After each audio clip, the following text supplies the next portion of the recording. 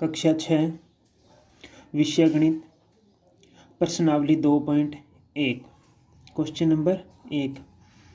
10,999 के बाद अगली 3 प्राकृत संख्याएं लिखिए। तो हमें 3 प्राकृत संख्या लिखनी है, वो भी 10,999 के बाद। जब भी ये बाद बोले तो हमें क्या करना है, जो संख्या दे रखी है उसमें एक जोड़ना है।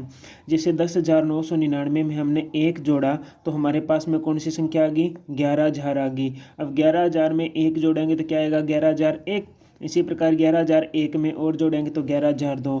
तो ये 3 क्या आ गई, प्राकृत संख्या आ गई जब भी बाद बोले या अगली। ठीक है, तो आगे वाला क्वेश्चन देखो। क्वेश्चन नंबर 2 में 10,001 से ठीक पहले आने वाली 3 पूर्ण संख्याएं ज्ञात कीजिए। तब की बार क्या बोला, ठीक पहले। जब भी ठीक पहले बोले तो हमें क्या करना है, संख्या में से एक एक घटाना है। तो 10,001 में से हमने -1 कर दिया तो हमारे पास में 10,000 आ गई संख्या।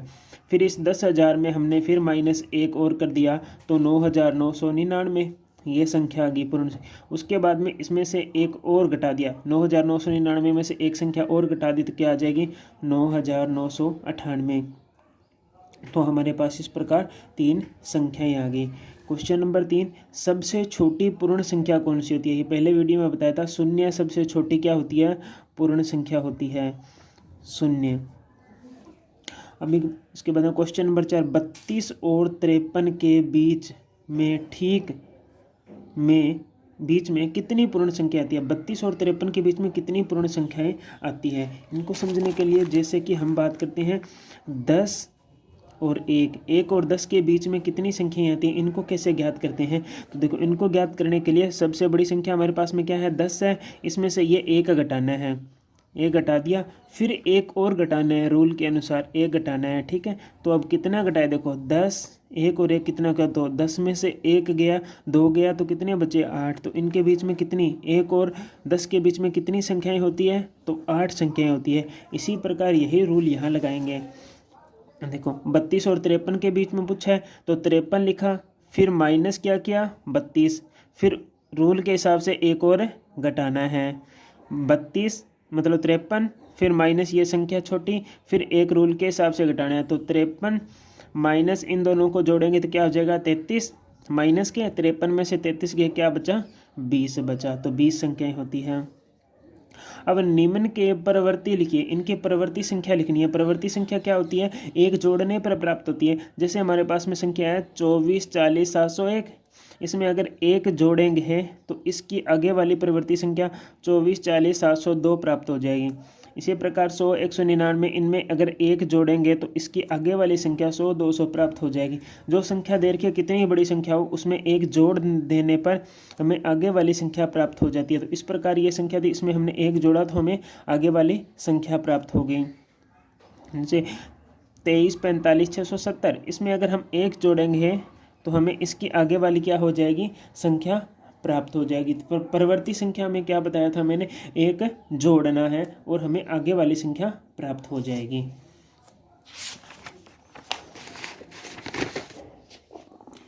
अब क्वेश्चन नंबर 6, निम्न के पूर्ववर्ती लिखिए। जो संख्या दे रखी है इनके पूर्ववर्ती संख्या कैसे ज्ञात करते हैं, जो भी संख्या दे रखी है उसमें से एक घटाना होता है तो हमें पूर्ववर्ती संख्या प्राप्त हो जाती है।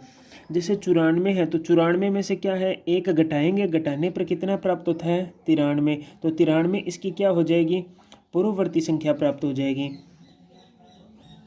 उसके बाद में 10,000 है, 10,000 में से एक घटाएंगे तो 9,999 इसकी क्या प्राप्त हो जाएगी, पूर्ववर्ती संख्या प्राप्त हो जाएगी। जो संख्या दे रखी है उसमें से एक घटाने पर संख्या प्राप्त हो जाएगी।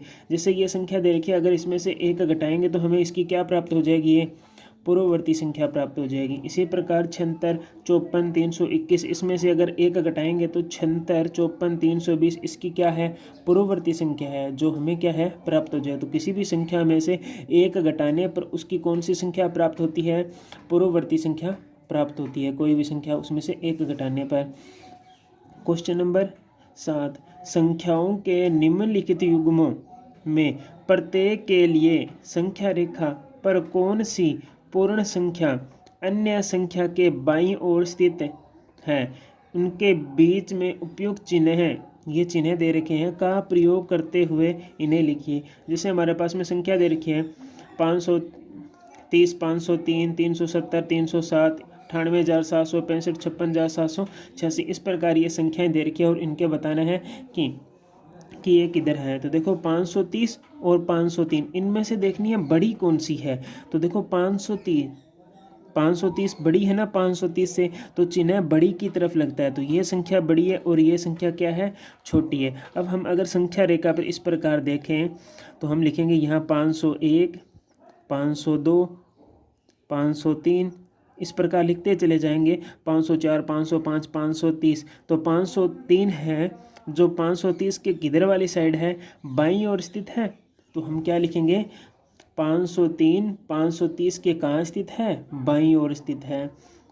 इसी प्रकार आगे वाली संख्या 370 और 307, तो बड़ी कौन सी है 370, तो चिन्ह किसकी तरफ लिखेगा, बड़ी की तरफ। अब बड़ी 370 है तो चिन्ह 370 की तरफ लिखेगा, तो 370 बड़ी है 307 से, तो 307 के 370 कहाँ स्थित होगी, बाईं ओर। छोटी संख्या बड़ी संख्या के बाईं ओर स्थित होगी, तो लिखेंगे 307 370 के बाईं ओर स्थित है।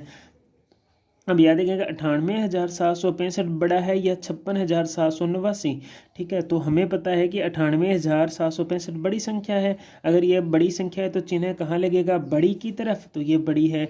तो 56,789 98,765 के कहाँ स्थित होगा, बाईं ओर स्थित होगा।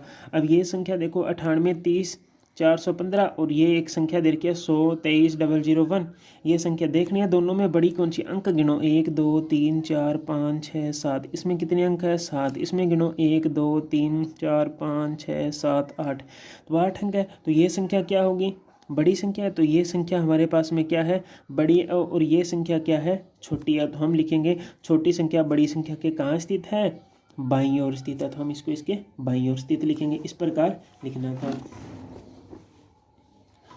अब क्वेश्चन नंबर 8 में दे रखा है निम्नलिखित कथनों में कौन सा कथन सत्य है और कौन सा असत्य है, हमें ये बताना है, सत्य और असत्य बताना है। तो पहला क्वेश्चन दे रखा है शून्य सबसे छोटी प्राक संख्या है। क्या शून्य सबसे छोटी प्राक संख्या है, असत्य, क्योंकि सबसे छोटी प्राक संख्या क्या होती है, 1 2 प्राक संख्या तो ये होती है, एक से स्टार्ट होती है तो 1 होती है, अनंत तक चलती है तो नहीं है, तो ये असत्य हो गया। अब दूसरा है 400 399 की पूर्ववर्ती है। तो क्या 400 399 की पूर्ववर्ती है, तो 399 की नहीं है, क्योंकि 399 की पूर्ववर्ती कैसे ज्ञात करते हैं, 1 घटाने पर, तो कितनी होती है 398, परंतु ये तो क्या कह रहा है 400 है, तो ये क्या है, असत्य है। शून्य सबसे छोटी पूर्ण संख्या है, हाँ 0 1 2 पूर्ण संख्या ये होती है, तो शून्य क्या है, सबसे छोटी क्या है, पूर्ण संख्या है।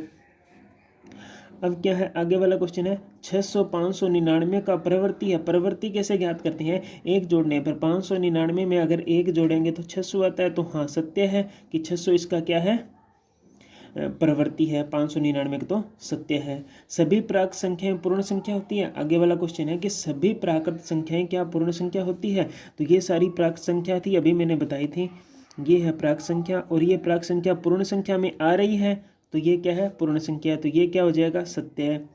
सभी पूर्ण संख्या प्राक संख्या है, क्या ये सभी पूर्ण संख्याएं प्राक संख्या है, नहीं है, क्योंकि प्राक संख्या में शून्य नहीं आता, तो ये क्या है, ये कथन क्या हो गया, असत्य हो गया।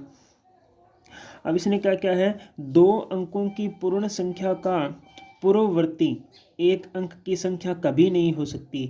ये इसने कहा कि 2 अंकों की कोई पूर्ण संख्या, जैसे 10 कोई 2 अंकों की पूर्ण संख्या और इसका पूर्ववर्ती निकालते हैं तो 1 अंक की संख्या कभी नहीं हो सकती। पूर्ववर्ती कैसे निकालते हैं, इसमें से 1 घटाएंगे, घटाने पर कितना प्राप्त होता है, 9, तो 1 अंक की संख्या तो हमें प्राप्त होगी, परंतु इसने कहा कभी नहीं प्राप्त हो सकती, इसका मतलब यह क्या है, असत्य है।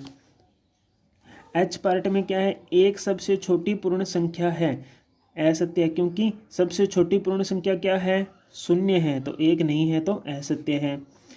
आगे वाले क्वेश्चन में क्या है, प्राक संख्या 1 का कोई पूर्ववर्ती नहीं होता। हाँ, तो सत्य है, क्योंकि 1 का कोई भी पूर्ववर्ती नहीं होता प्राक संख्या, क्योंकि प्राक संख्या तो 1 से शुरू होती है। अगर हम 1 का पूर्ववर्ती निकालेंगे वो तो 0 प्राप्त होगा, और 0 क्या है, वो तो पूर्ण संख्या है, तो इसने कहा है ये नहीं होती, तो ये क्या है, सत्य है।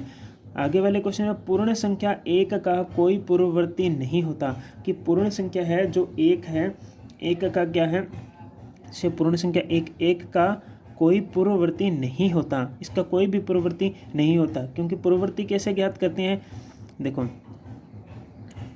पूर्ववर्ती ज्ञात करते हैं, एक मतलब कि पूर्ण संख्या एक का पूर्ववर्ती 1 - 1 क्या होता है 0, परंतु इसका तो पूर्ववर्ती 0 होता है 1 का, परंतु इसने कहा है नहीं होता। इसका मतलब क्या है, ये असत्य है, क्योंकि 1 का पूर्ववर्ती तो 0 होता है, 1 में से 1 घटाएंगे, और 0 क्या है पूर्ण संख्या, तो ये क्या हो जाएगा, असत्य हो जाएगा। आगे वाले क्वेश्चन में कहा कि पूर्ण संख्या 13 संख्या 11 और 12 के बीच में स्थित है। तो 11 और 12 के बीच में तो कोई भी संख्या नहीं स्थित होती, इसलिए यह क्या है, असत्य है। अगला, पूर्ण संख्या 0 का कोई पूर्ववर्ती नहीं होता। तो 0 का तो कोई पूर्ववर्ती होता ही नहीं है, क्योंकि वो तो -0 में से 1 घटाएंगे तो वो तो -1 आ जाएगा। तो ये क्या है, सत्य है कि इसका कोई भी पूर्ववर्ती नहीं होता है।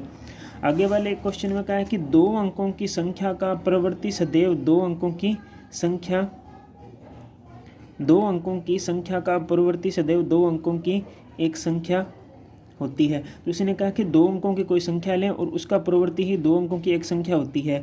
जैसे हमने लिया 70 में 1 जोड़ूंगा 71, तो ये तो बात सही है, इसका पूर्ववर्ती निकालने पर 1 जोड़ते हैं कि होती है। परंतु जैसे मैंने लिया 99, अगर 99 में 1 जोड़ूंगा तो कितना आ जाएगा 100, और 100 कितने अंकों की संख्या है, 3 अंकों की संख्या है। परंतु इसने तो क्या बोला था, 2 अंकों की एक संख्या होती है, इसलिए यह क्या है, असत्य है।